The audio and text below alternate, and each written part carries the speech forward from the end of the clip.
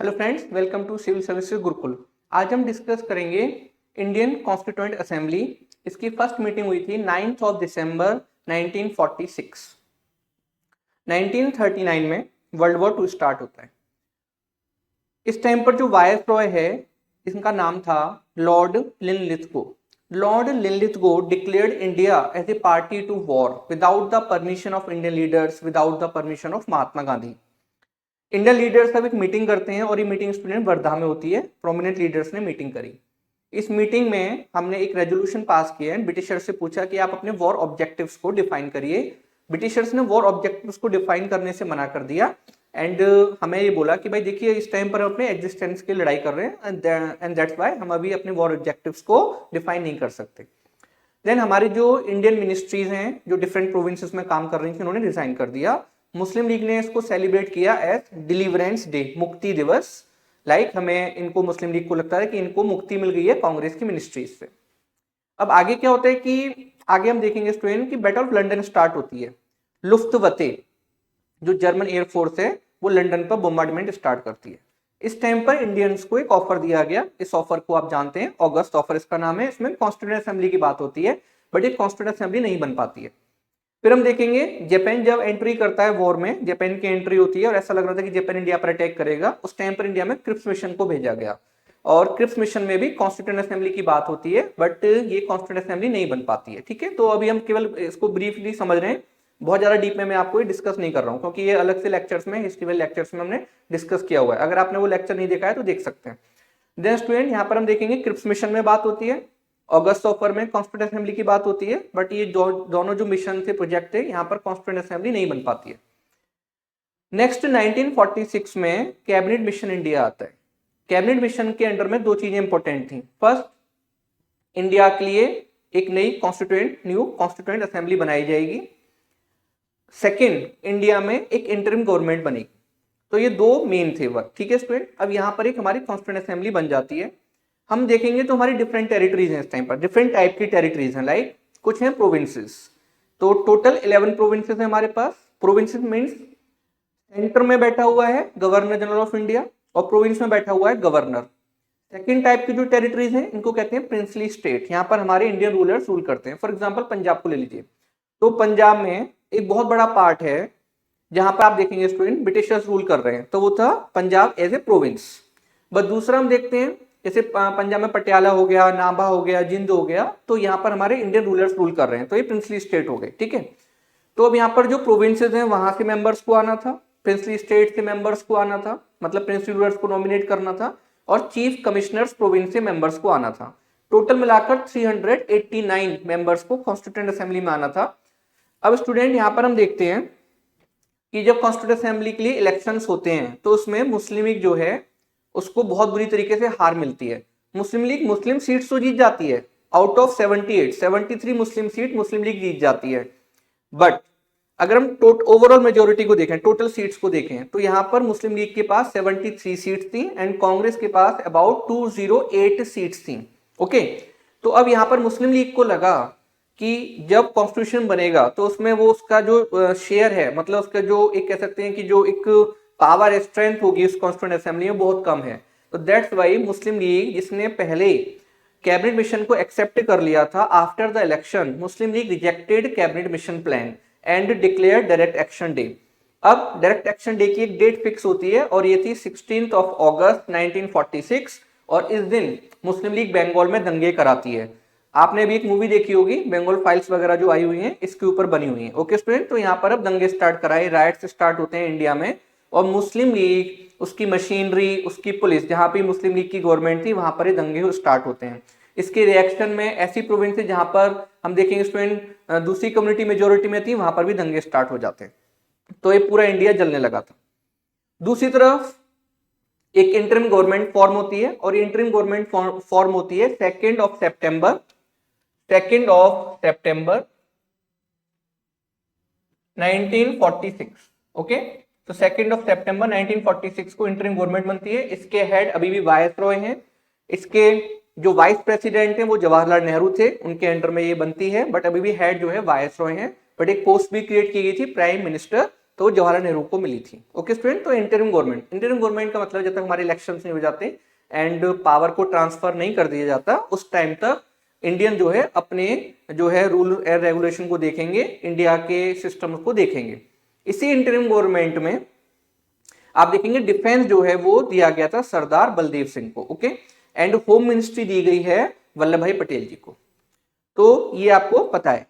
हमारा जो main focus रहेगा आज के लेक्चर में वो रहेगा जो कॉन्स्टिट्यूएंट असेंबली है। दूसरा जो टास्क था जो कैबिनेट मिशन ने दिया था वो ये था कि इंडिया के लिए एक नया कॉन्स्टिट्यूशन बनाया जाएगा और उसको बनाएगी कॉन्स्टिट्यूएंट असेंबली, तो उस पर हम मेन फोकस करते हैं।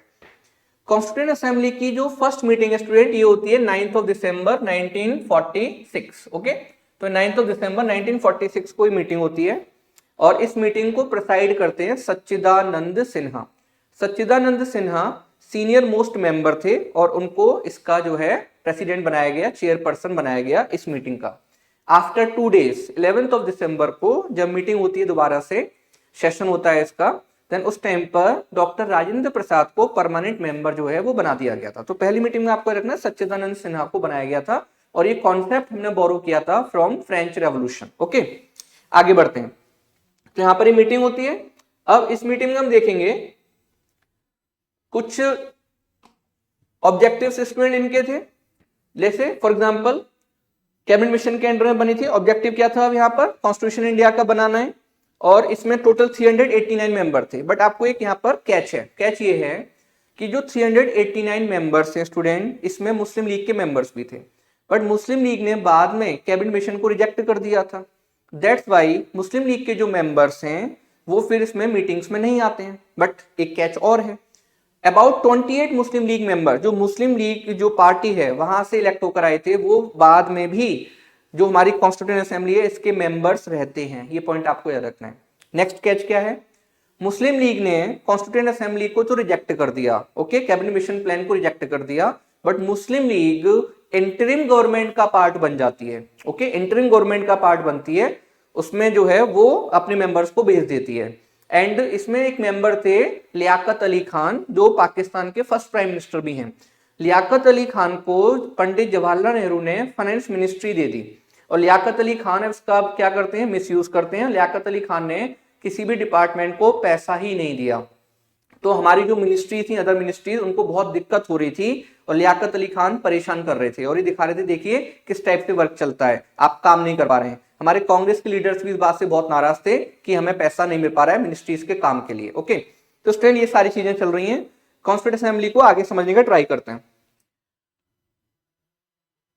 यस, तो अभी हमने देखा कि फर्स्ट जो प्रेसिडेंट हैं, जो पहली मीटिंग होती है, डॉक्टर सच्चिदानंद सिन्हा इसको प्रिसाइड करते हैं, इसके चेयरपर्सन हैं। कॉन्सेप्ट बोरो किया गया था फ्रांस से, सीनियर मोस्ट मेंबर थे। आफ्टर 2 डेज 11 दिसंबर 1946 को डॉक्टर राजेंद्र प्रसाद को परमानेंट चेयरपर्सन इसका बना दिया गया था। ओके, नेक्स्ट देखते हैं स्टूडेंट, ये जो हमारी कॉन्स्टिट्यूएंट असेंबली बनी थी इसमें कुछ विमेन मेंबर्स थी।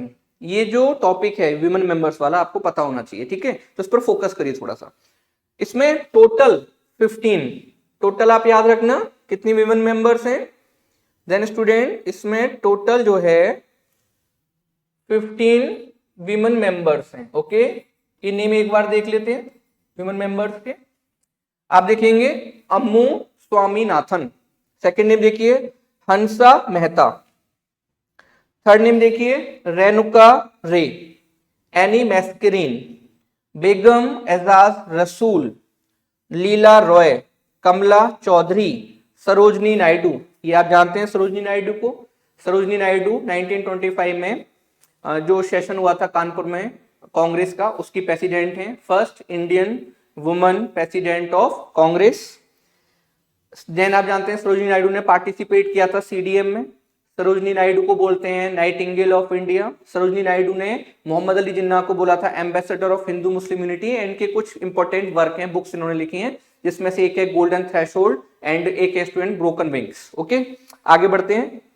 दाक्षायणी वलायुधन, मालती चौधरी, सुचेता कृपलानी जी, नेक्स्ट देखिए दुर्गाबाई जी, पूर्णिमा बनर्जी, विजय लक्ष्मी पंडित। ये जो स्टूडेंट विजय लक्ष्मी पंडित हैं ये नेहरू जी की सिस्टर हैं।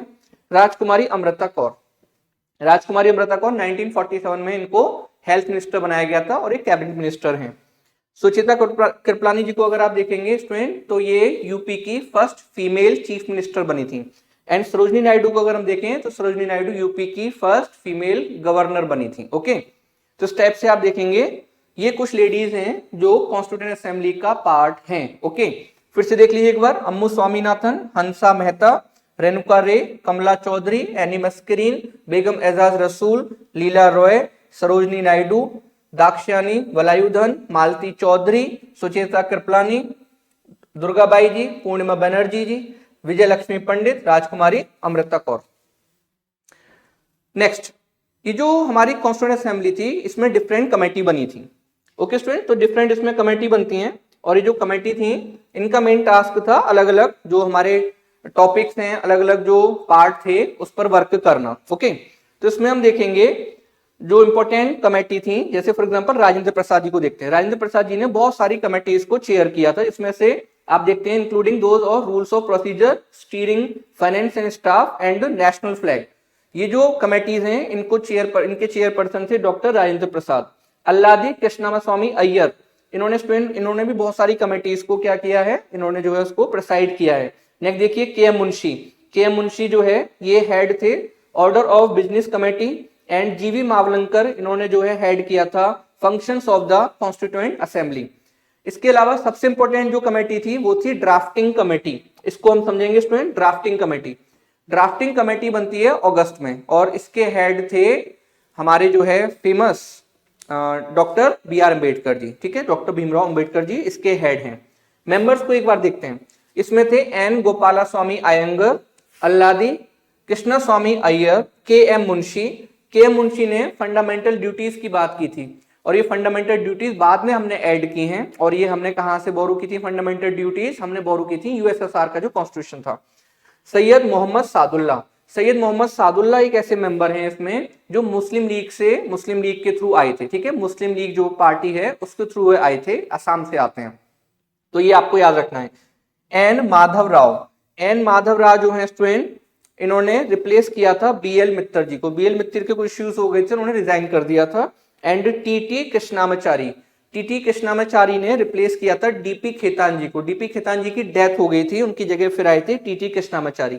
तो ये ड्राफ्टिंग कमेटी थी। ड्राफ्टिंग कमेटी का मेन टास्क था ड्राफ्ट करना कॉन्स्टिट्यूशन को। डिफरेंट कमेटीज बनी थी, उसमें से एक इंपॉर्टेंट कमेटी थी ड्राफ्टिंग कमेटी। ओके, फिर डिफरेंट सेशंस होते हैं इसके कॉन्स्टिट्यूशन के, डिफरेंट सेशंस होते हैं। यस, और उसके बाद फ्रेंड हमारा जो कॉन्स्टिट्यूशन है वो बनता है। ओके, तो अब इसको बनाने में कितना टाइम लगा था, तो इसको बनाने में लगे थे 2 years 11 month and 17 days according to PIB. Okay, तो पीआईबी के अकॉर्डिंग ये बता रहे हैं 2 years 11 month एंड 17 days। कुछ बुक्स में 17 की जगह 18 days होता है। ओके, पर यहाँ पर पीआईबी ने बताया है 17 days।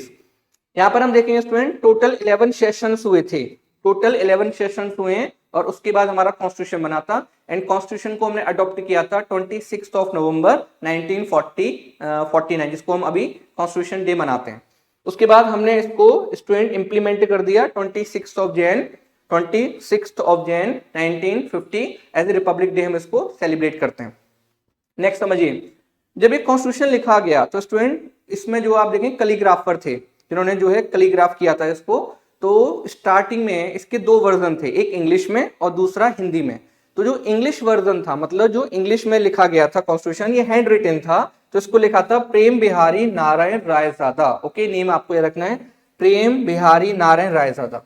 इन्होंने एक डिमांड भी की थी, इन्होंने बोला था मुझे कोई पैसा नहीं चाहिए, बट हर पेज पर, एवरी पेज पर मेरा और मेरे ग्रैंडफादर का नाम होना चाहिए। ओके, तो इस टाइप से उन्होंने डिमांड की थी। उसके बाद हम देखेंगे जो हिंदी वर्जन है उसको जो है कैलीग्राफ जो है उसके कैलीग्राफर थे वसंत VASANT, वसंत के वैद्य। तो इसके कैलीग्राफर थे वसंत के वैद्य।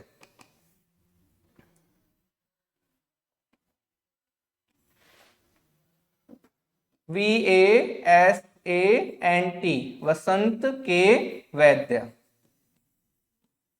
ओके स्टूडेंट, तो ये हिंदी कैलीग्राफर थे। एंड जो इंग्लिश कैलीग्राफर हैं वो कौन थे, प्रेम बिहारी नारायण रायजादा।